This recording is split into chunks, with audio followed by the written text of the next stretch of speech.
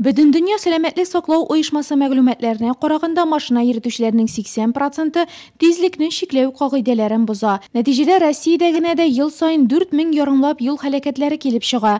Татарстанда бу ел әлеге сәбәп аркасында 27 кеше якты дөньядан киткән, 500 кеше тән җәрәхәтләре алган. В городе Нурлат мы проводили рейды по выявлению водителей, которые... Нурлат шәһәрендә тизлек режимын бозучы машина йөртүчеләрне ачыклау буенча рейдлар үткәрелде. Алар мәктәп, балалар бакчасы янында узды. Махсус балалар утыргычларысыз йөрүчеләр билгеләнде. Моннан тыш тиешсез җирдән йөрүче җәяүлеләрне туктаттык. Шәһәрдә җәяүлеләр юллары разметкалар ясала башлады. Юл хәрәкәте куркынычсызлыгы атнасының май бәйрәмнәре көннәренә туры килүе статистиканың артуына китергән. В городе были задержаны в праздничные дни, это 4 водителя, которые... Бәйрәм көннәрендә исерек килеш руль артына утырган 4 машина йөртүче тоткарланды.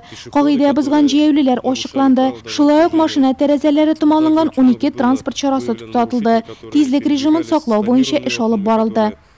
Атна азагына якынлашты. Шулай да юл сакчылары ул тәмамлангач та кагыйдә бозучыларны аулау дәвам итәчәк дип белдерә.